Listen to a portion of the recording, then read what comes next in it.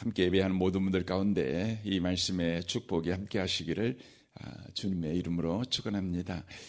우리는 이번 한 주간 동안 갈라디아 4장 말씀을 통해서 따뜻한 사람이 갑자기 차가워지는 이유에 대해서 우리가 말씀을 나누고 있습니다. 갈라디아 교회는 바울 사도에게 따뜻한 교회였다는 것이죠. 바울 사도를 처음 만났을 때 바울 사도는 말라리아 병에 걸려서 사경을 헤매는 상황에서 만났습니다.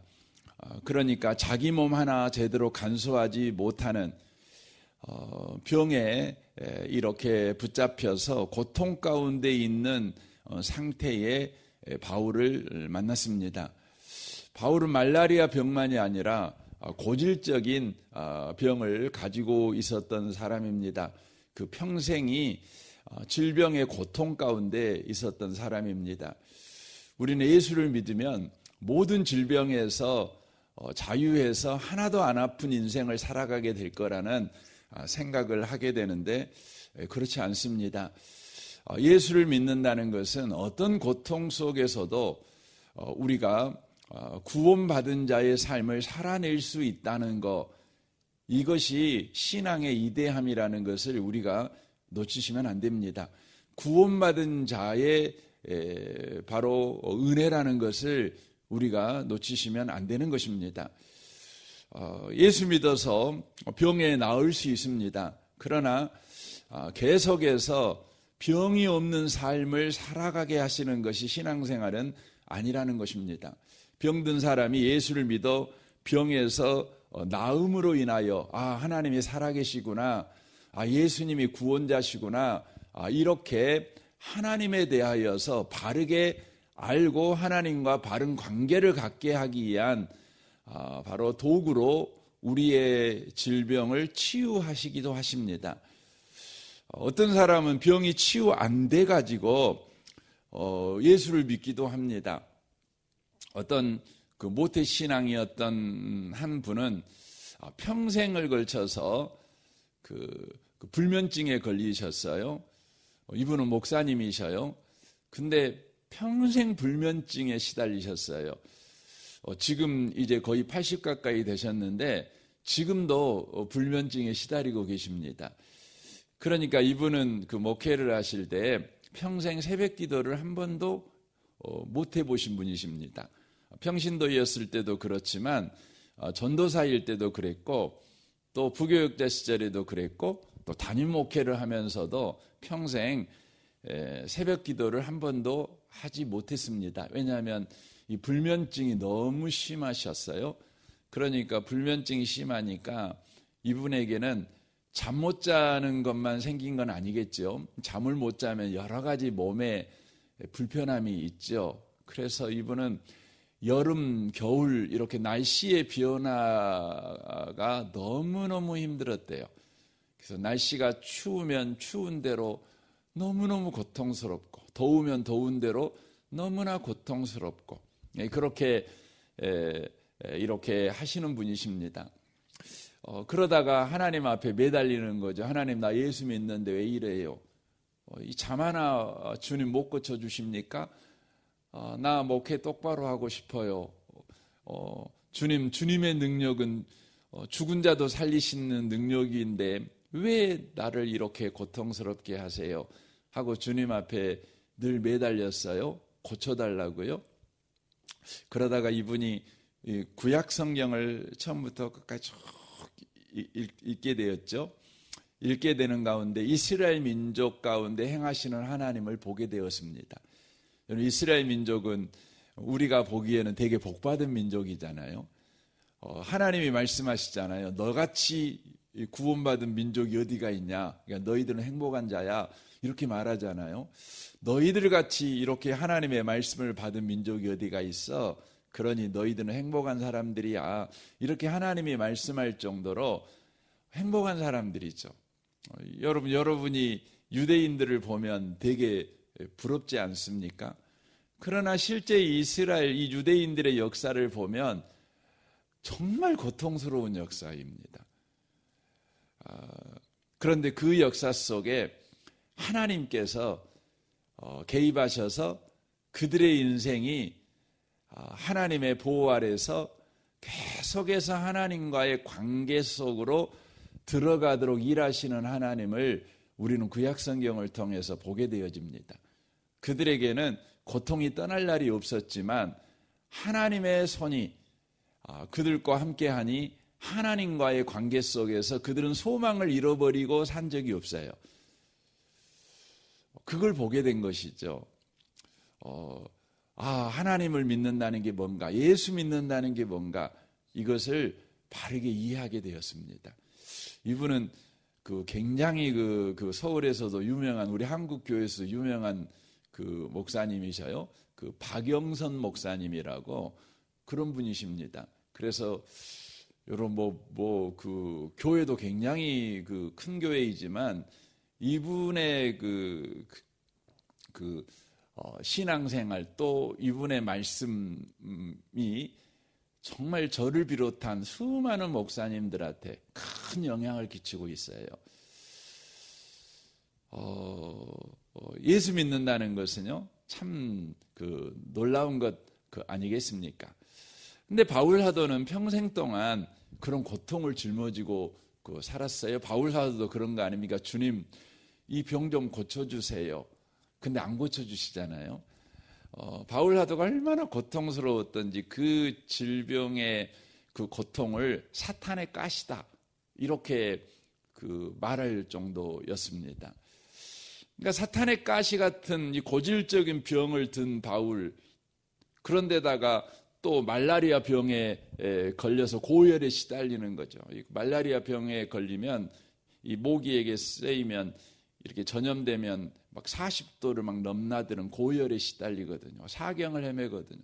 그러다가 사람이 죽습니다. 그런 상황에서 바울 사도가 이 갈라디아 지역에 왔어요. 그런 사람이 이렇게 복음을 전하는 겁니다. 그러니까 오늘 복음 전하고 나는 죽어야지, 나 천국 가야지, 이런 심정으로 바울 사도가 이렇게 복음을 전하는 것이죠. 그 복음을 이제 갈라디아 사람들이 듣게 됩니다. 그리고는요, 예수 믿습니다. 참 신비하잖아요. 여러분, 멋있게 생겼고 돈 많이 갖고 있고 그냥 그럴싸한 차를 타고 다니고 얼굴도 잘생겼고 그냥 건강하고 자녀들도 줄줄이 성공한 사람이 메시지를 이렇게 하면 그 사람들이 다 예수 믿을 것 같잖아요. 반대로 그냥 자기 몸 하나 간수 못 해가지고 설교하다가 헥헥거리고 설교하다가 그냥 픽 쓰러지고 막 이런 사람이 설교를 하면 여러분 그 은혜가 되겠습니까? 예수 믿겠습니까? 근데 신비해요. 바울이 그런 상황에서 복음을 전했는데요, 사람들이 예수를 믿었습니다. 우리는 거기서 알 수 있는 거죠. 예수 믿게 하는 것은요, 하나님의 전적인 은혜예요. 마른 막대기를 가지고도 홍해를 하나님은 가르시잖아요. 근데 현대의 여러분 목사님, 저도 그렇죠. 그런 유혹을 많이 받아요. 그리고 성도들도 너무 유혹을 많이 받아요. 그래서 요즘 교회에서 목사님들 청빙할 때 보면 목사님들에게 너무 높은 것을 요구해요. 그래서 목사님들이 다 박사학위를 가져야 되고 또 키도 크고 인물도 잘나고 목소리도 너무 좋고 또 설교도 그냥 너무 잘하고 또 인품도 훌륭하시고 또 행정도 잘하시고, 그러니까 전지전능한 목사님들을 구해요. 퍼펙트한 목사님을 구해요. 조금도 부족함이 없는 목사님을 구해요. 그래야 그런 목사님을 통해서 우리는 설교를 듣게 되면 바른 신앙생활을 할 수 있다, 이런 생각을 하는 거죠. 목사님 자신들도 언제나 그 부분에 대해서 목을 메고 살아갑니다.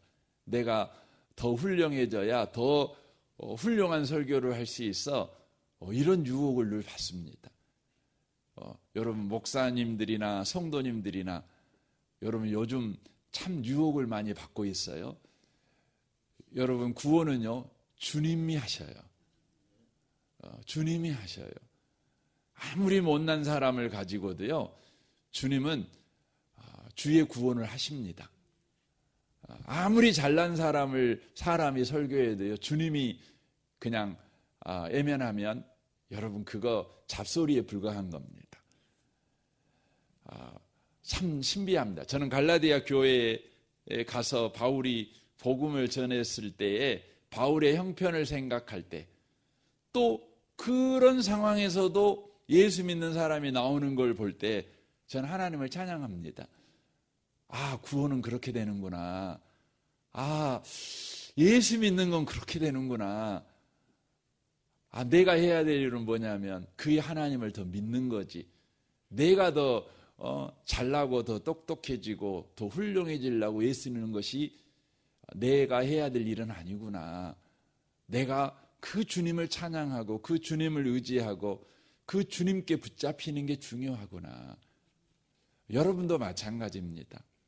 여러분도 늘 하나님의 은혜로 우리가 은혜 받고 살고 늘 하나님의 은혜로 저와 여러분이 굳센 믿음을 가지고 산다는 것을 놓치시면 안 됩니다.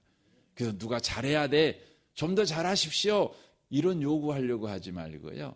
저런 못난 사람을 통해서도 하나님은 구원의 일을 한다는 사실을 믿고요. 그 하나님을 여러분 더욱 의지하고 더 찬양하며 나아가는 신앙생활이 저와 여러분에게 꼭 있었으면 좋겠습니다. 그렇게 예수를 믿게 된 갈라디아 성도들은요, 바울에게 지극정성으로 바울을 섬겼습니다. 바울에게 따뜻했다는 것이죠. 그래서 갈라디아서 4장에 보면 14절에 그렇게 돼 있어요.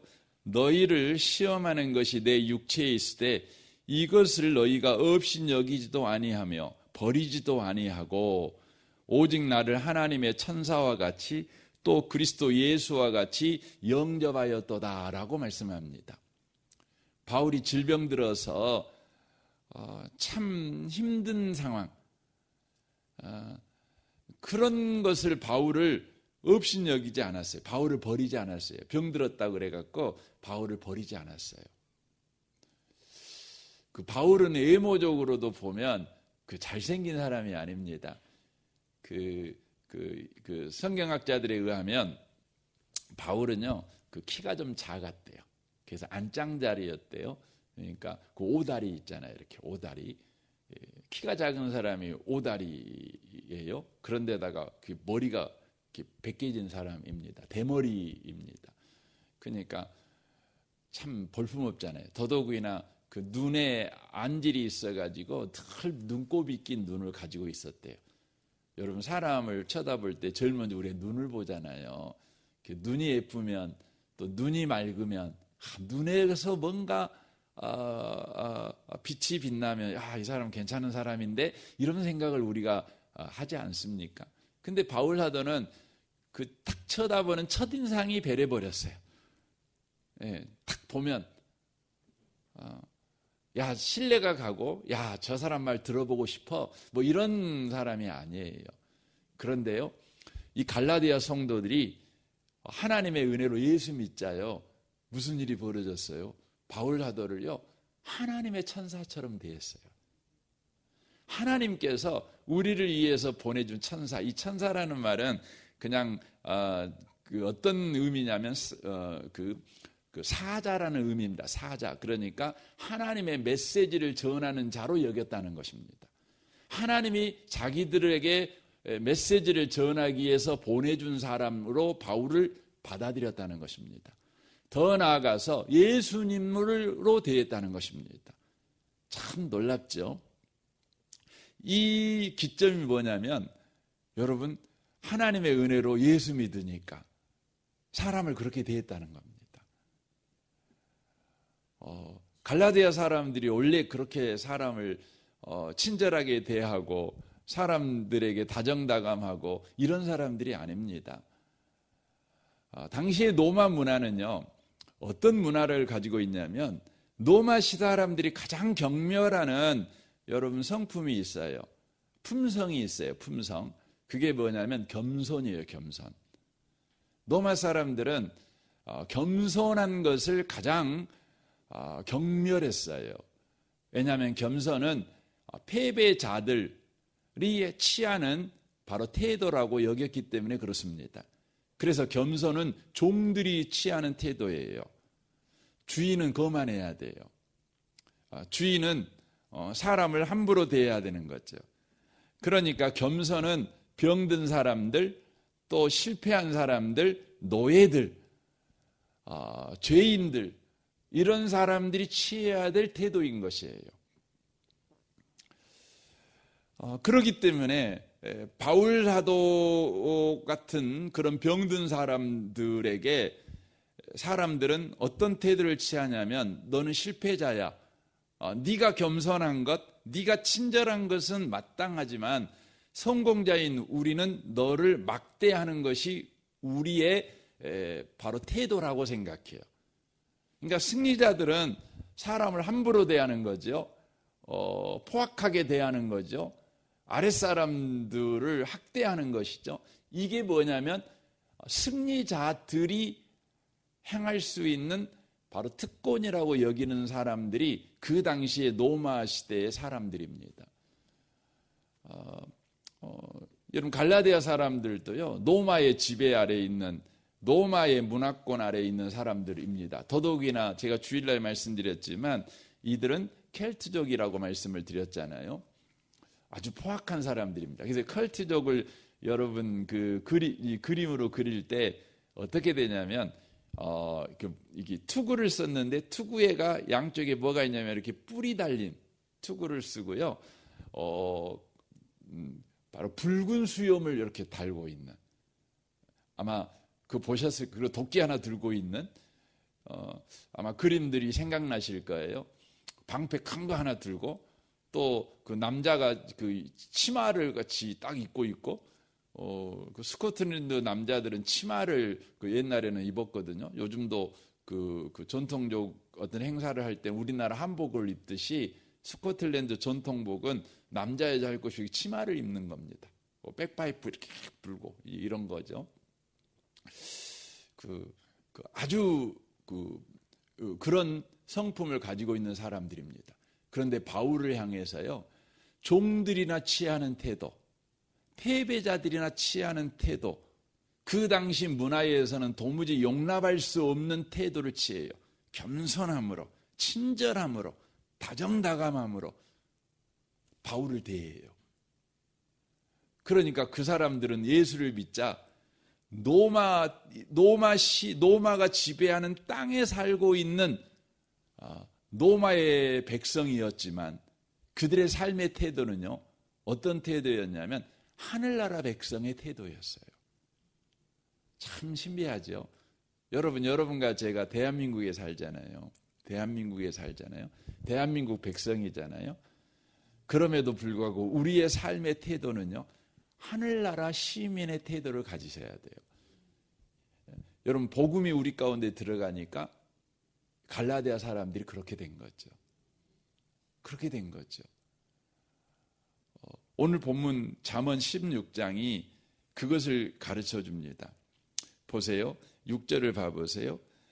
인자와 진리로 인하여 죄악이 속하게 되고, 속하게 된다는 건 죄악이 해결된다는 겁니다. 죄악에서 우리가 구원받게 되고, 여호와를 경외함으로 말미암아 악에서 떠나게 되느니라. 사람의 행위가 여호와를 기쁘시게 하면 그 사람의 온수라도 그와 더불어 화목하게 하시느니라 라고 말씀합니다. 사람의 행위가 여호와를 기쁘시게 하면, 그렇죠, 사람의 행위가 여호와를 기쁘게 한다. 여러분, 여호와를 기쁘게 하는 최고의 행동이 뭘까요? 그 히브리서 11장에서는요 믿음이 없이는 하나님을 기쁘시게 하지 못한다, 이렇게 되어 있어요. 그러니까 하나님을 믿는 거죠. 하나님을 믿는 믿음 속에 들어간 사람이 하나님을 기쁘시게 해요. 그러면 그 사람에게는 어떤 일이 벌어지냐면 온수라도 화목하게 된대요. 참 신비하죠. 그러니까 우리가 그 사람과 온수를 맺는 중요한 이유가 거기서 발견돼요. 사람과 왜 온수를 맺냐? 그러면 하나님을 안 믿고요, 사람 믿어서 그럽니다. 여러분, 온수가, 사람하고 온수가 왜 돼요? 믿었던 사람하고 온수됩니다. 그렇죠? 여러분이 원래 믿지도 않고 별로 관계없는 사람하고는요, 오늘 재수없는 날이었어 하고 태태태 하고 끝나지만, 여러분이요, 믿었어요. 1년도 믿고 2년도 믿고 10년도 믿었어요. 그래가지고요, 여러분이 마음도 주고 돈도 줬어요. 근데 어느 날 배신 때렸어요. 그럼 뭐가 돼요? 왼수가 되는 겁니다. 그런데 여러분과 제가요, 하나님을 믿으면은요, 어떻게 돼요? 원수도요, 친구가 된대요. 여러분, 사람은 믿음의 대상이 아니라는 걸 말씀하는 것이에요. 사람은 믿으면 안 돼요. 그래서 그 부분을 사도행전 로마서 8장에서는요, 이렇게 그 말씀을 하고 있는 것을 보게 되어집니다. 이렇게 돼 있죠. 6절에 보면, 8장 6절에 보면, 육신의 생각은 사망이요 영의 생각은 생명과 평안이니라. 육신의 생각은 하나님과 원수가 되나니 이는 하나님의 법에 굴복하지 아니할 뿐 아니라 할 수도 없음이라 라고 말씀합니다. 여기에서 육신의 생각이 뭔지 아세요? 육신의 생각이 뭐냐면 사람을 믿는 겁니다. 이게 육신의 생각입니다. 나 자신을 믿는 것이죠. 사람을 믿는 거예요. 자기의 행위를 믿는 거예요. 또 다른 사람을 믿는 거예요. 그러니까 총체적으로 육신의 생각이 뭐냐면 사람 믿는 겁니다. 사람을 의지하는 겁니다. 사람을 기대하는 것입니다. 그러면 어떻게 되냐면 그 사람은 하나님과 원수가 된대요. 여러분, 사람 믿는 사람은 하나님 안 믿어요. 하나님과 원수가 되죠. 그 사람은 하나님의 법에 굴복할 수 없대요. 여기서 하나님의 법이 뭐예요? 하나님의 법은 우리가 율법이라고 말하잖아요. 근데 율법의 두 강령이 뭡니까? 하나님 사랑, 이웃 사랑이잖아요. 그러니까 하나님의 법에 굴복할 수 없다는 말은 뭔 말이냐면 하나님을 사랑할 수도 없고 이웃을 사랑할 수도 없대요. 참 신비하잖아요. 그 말이에요. 그러니까 우리가 사람을 믿잖아요. 하나님 안 믿어요. 사람 믿어요. 내 행동을 믿어요. 그러면은요, 하나님과 원수가 돼요. 그래서 우리가 하나님을 사랑할 수도 없고 다른 사람을 사랑할 수도 없대요. 그런데 반대로 하나님을 사랑하면은요, 하나님을 사랑할 수도 있고 이웃을 사랑할 수도 있대요. 갈라디아 성도들이 그랬어요. 가만히 들어온 사람들에 의해서요, 뭘 배움을 받냐면 하나님도 믿어야 되지만 니들의 헌신을 믿어야 돼. 네 헌신을 믿어야 돼. 네 열심을 믿어야 돼. 이렇게 요구를 받은 거예요. 그러니까 어떻게 사람이 갑자기 변화되는 거죠. 따뜻한 사람들이 갑자기 차가워지는 거예요. 갑자기 바울에게요, 어떻게 해요? 바울을 왼수처럼 대해요. 원수처럼. 여러분, 하나님을 기쁘시게 하면 원수도 친구가 된다 그러잖아요. 근데 여러분, 하나님을 기쁘시게 하지 않아요. 믿음으로 안 살아요. 그러면은요, 친구도 왼수가 되는 거예요. 그렇게 말씀하고 있는 것입니다. 사랑하는 성도 여러분, 오늘 하루를 살아갈 때 이 말씀을 꼭 기억하십시오. 잠언 16장 우리 7절이죠. 사람이 하나님을 기쁘시게 하면 그 원수라도 친구가 된다. 오늘도요, 하나님을 믿는 믿음으로 살아가십시오. 여러분, 사람을 대할 때 그 사람을 믿지 말고요, 그 사람에게 일하신 하나님을 믿으세요. 여러분 아내에게, 여러분 남편에게, 여러분 자식에게 나 믿어, 너 믿어, 그렇게 말하지 마세요. 믿는 도끼에 발등 찍힙니다. 다만 여러분 믿으세요. 누구 믿어요? 그 남편을 붙잡고 계신 하나님 믿으세요. 아내를 붙잡고 계신 하나님을 믿으세요. 그러면요, 남편을 어떻게 해요? 친구처럼 대합니다. 친절하게 대할 수 있어요. 여러분, 오늘 하루가 하나님을 믿는 믿음으로 충만하셔서 원수도 친구 되는 그런 귀한 경험을 하시는 한 날 되시기를 주님의 이름으로 축원합니다. 아멘. 우리 같이 기도하겠습니다.